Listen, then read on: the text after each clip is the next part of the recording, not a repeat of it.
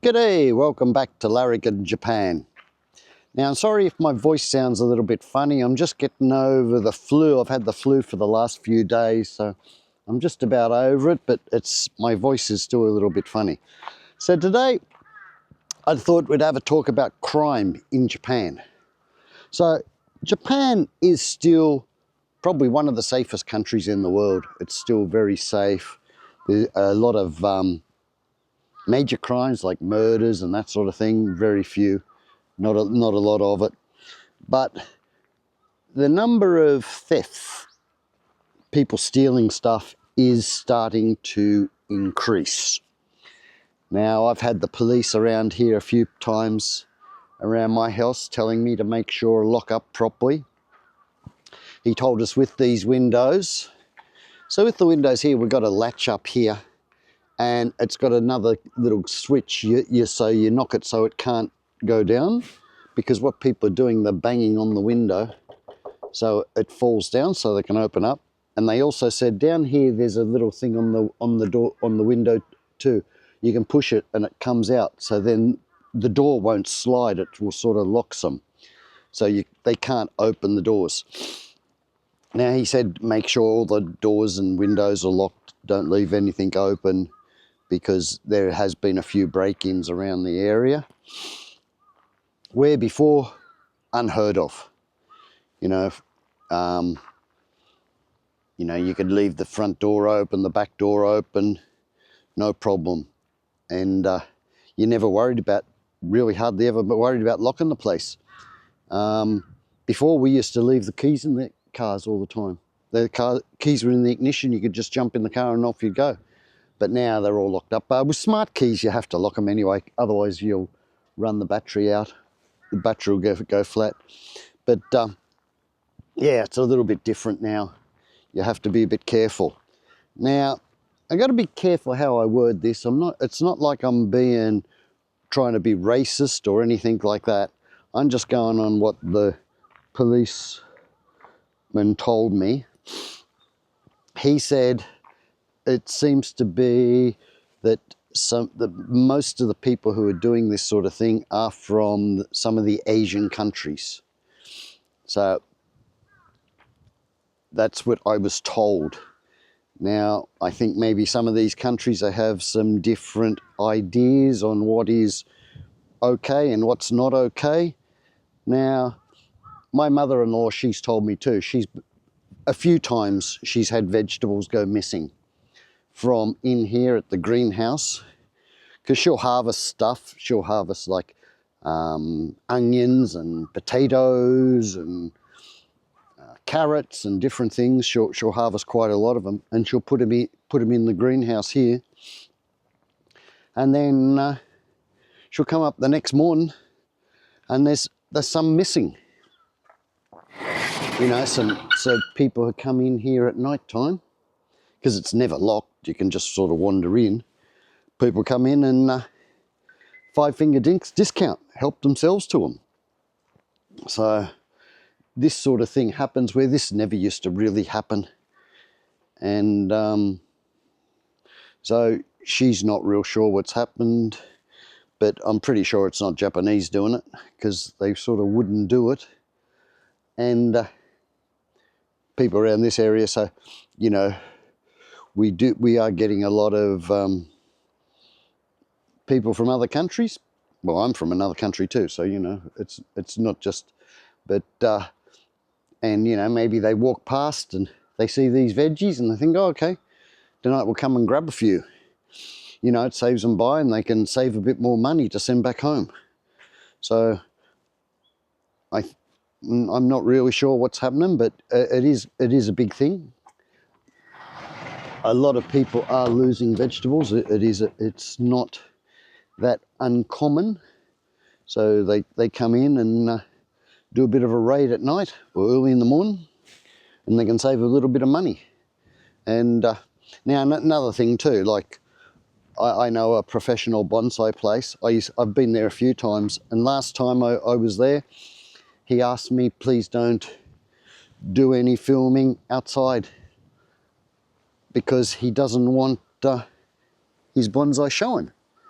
because he lost over $100,000 worth of bonsais. Now, some of his bonsai are worth, I know one in particular is worth over $100,000, but they caught the guys who did it, actually, because all the bonsai, he's, you know, really famous.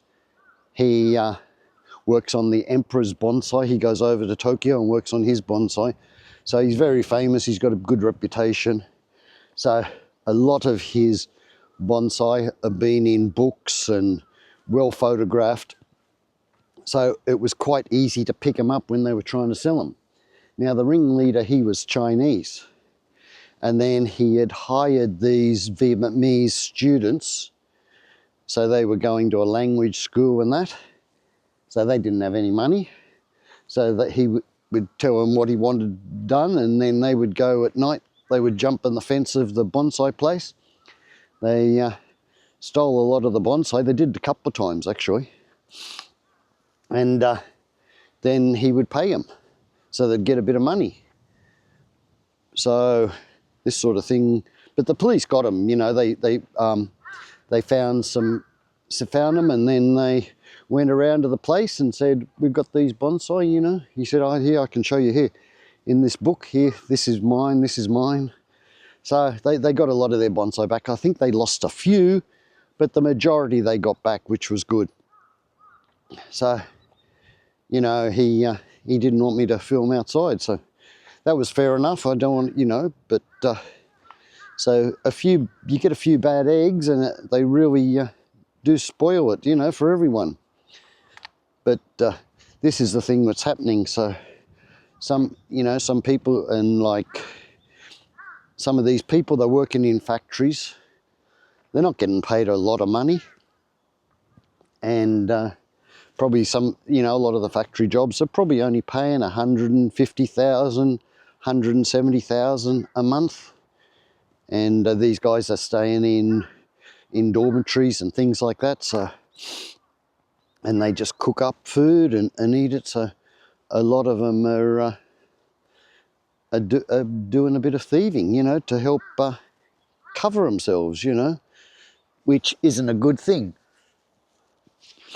But yeah, so a lot of this stuff, or, you know, it's still not that bad compared to other countries. Like in Australia, you've got you know, if you've got a good car, man, it probably gets stolen. You know, teenage kids in Australia now, they're stealing cars and joyriding them and this sort of stuff. But we don't have a lot of that problem here. We don't have a lot of that problem. It's more this sort of petty crime. The shrine, the local shrine, they were saying every day somebody a different house has to turn on the light at the shrine. And they have a little money box there that people put donations in, and that was getting stolen. They were stealing the money out of it. So they took the money box away. So just sort of this sort of petty crime, this very low, sort of, you know, not really stealing anything really all that valuable, just sort of little stuff, you know. But it is a little bit annoying, you know. So you just have to be a bit careful now. This sort of thing is happening, and yeah, you know, you really want to keep your house locked up. You don't want people in your house stealing your stuff, you know. But yeah, so, and I think now Japan's going to open up and let a lot more people into Japan. They want more people to work because of the aging population. There's a lot more jobs. They need a bigger workforce. So a lot of the people who are coming in are coming from Asia to do these sort of factory jobs and that sort of thing. Like I did a video before, and like I looked up, so in Vietnam, if you do a factory job in Vietnam, you make about 50,000 yen a month. We're here, they're making about 3 times that. So they can work here and they can send money back home. So we're going to get more and more people from these countries So as we do, I think we might find that the this sort of crime rate will increase. This bit of thieving, you know, like you know, raiding vegetable gardens, or you know, just sort of breaking into houses and stealing a bit of money or whatever. I don't know how you know, it's just sort of, yeah, a bit of a problem. It is a bit of a problem. It's somewhat, but I think that's just going to happen over time. But on the whole, Japan is still a relatively safe country to live in. You know, it's sort of not bad. We've really been safe here. We haven't had anything stolen from the house. Just the mother-in-law, she's lost a few veggies, you know, from time to time. It's not like they do it all the time. I think they rotate. They'll hit one place and then they'll hit another place, and they'll sort of rotate around so they don't get caught. But anyway, that's it for today. You know, like, Japan is changing a little bit. It's not as safe as it used to be. Before, you could leave anything laying around. You know, if you went to a restaurant and you walked out and left your wallet on the table, someone would either chase you down the road and bring it back to you, or they'd just leave it there, and when you went back, the wallet would be still sitting on the table. I'm not sure if that same thing would happen now, but we can always hope. Anyway, that's it for today. Just a short little video. And until next time, have a good one.